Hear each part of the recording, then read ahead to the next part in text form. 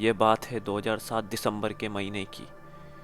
दोस्तों, मेरा दोस्त सूरज, जो कि राजस्थान के भानगढ़ ज़िले में रहता था, उसकी अचानक तबीयत बिगड़ने के कारण उसे हॉस्पिटल में एडमिट करवाना पड़ा और मुझे उसकी देखभाल के लिए रुकना पड़ा। दोस्तों, क्योंकि कुछ साल पहले ही उसके माँ बाप की एक कार एक्सीडेंट में डेथ हो गई थी और सूरज के घर में सूरज और उसका छोटा भाई ही रहते थे। तो दोस्तों, जब मैं हॉस्पिटल पहुंचा तो शाम के 7 बज चुके थे।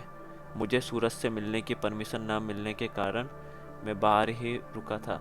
दोस्तों, मुझे बाहर काफ़ी टाइम हो गया था, तो मैं मोबाइल से अपने दोस्त राजू से बात करने लगा और जब उसे पता चला कि मैं उस हॉस्पिटल में अकेला रुका हूँ, तो मेरे दोस्त राजू ने मुझे जल्द से जल्द वहाँ से निकल जाने को कहा। मैंने उससे पूछा भी, क्यों भाई, तू ऐसा क्यों बोल रहा है? तो उस राजू ने मुझे बताया कि वहाँ रात को एक सफ़ेद साड़ी वाली चुड़ैल घूमती है और जो भी आदमी वहाँ अकेला होता है उसे अपने बस में कर ले जाती है और फिर उस आदमी का कभी पता नहीं चलता। यह सुनकर मेरी तो मानो पैरों के नीचे से ज़मीन ही सरक गई। मेरा चेहरा पसीने से भर गया। दोस्तों, तभी मेरे दोस्त राजू ने कहा कि तू यहाँ आसपास कोई हो वहीं रुकना, मैं आता हूँ। यह सुनने के बाद मुझे थोड़ी राहत तो मिली, पर हॉस्पिटल राजू के घर से काफ़ी दूर था और मैं कुछ कर भी नहीं सकता था सिवाय इंतज़ार के। धीरे धीरे वक्त गुजरने के साथ वहाँ सभी सुनसान होने लगा। रात के 12 बज चुके थे और वहाँ मेरे अलावा कोई नहीं था। मैं बस राजू के आने का वेट ही कर रहा था। तभी मुझे पीछे से पायल की आवाज़ आने लगी। मुझे लगा मेरा वहम है, लेकिन धीरे धीरे वो आवाज़ बढ़ने लगी। मुझे लगा आज तो मेरी मौत पक्की है। फिर भी मैंने हिम्मत करके पीछे देखा तो वहाँ कोई नहीं था। तो मैंने राहत की सांस ली।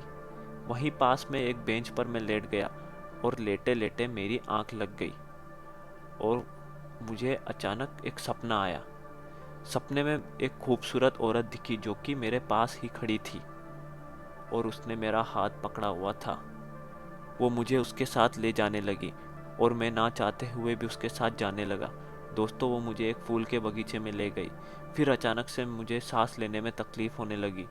दोस्तों, जब मैंने आंखें खोली तो एक भयानक चेहरे वाली चुड़ैल मेरी गर्दन दबा रही थी। उसके नाखून मेरी गर्दन में घुस चुके थे और उसके मुंह से खून टपक रहा था। यह देखकर मानो मेरे शरीर को लकवा ही मार गया था और मैं समझ गया था कि आज मुझे कोई नहीं बचा सकता। इतने में ही मेरे दोस्त राजू की मुझे आवाज़ आई और अगले ही पल वो चुड़ैल मेरे सामने से गायब हो गई। मुझे इस हालत में देखकर राजू घबरा गया और तुरंत मुझे वहाँ से लेकर निकल गया।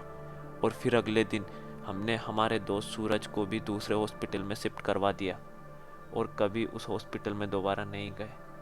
दोस्तों, आज भी मुझे सपने में कई बार वो चुड़ैल दिखाई देती है और मेरी रूह तक उस चुड़ैल के चेहरे से कांप जाती है। तो कैसी लगी मेरी स्टोरी? लाइक और कमेंट करके ज़रूर बताएं और सब्सक्राइब कीजिए मेरा चैनल और बेल आइकन ज़रूर दबाएं। Thank you for watching my video.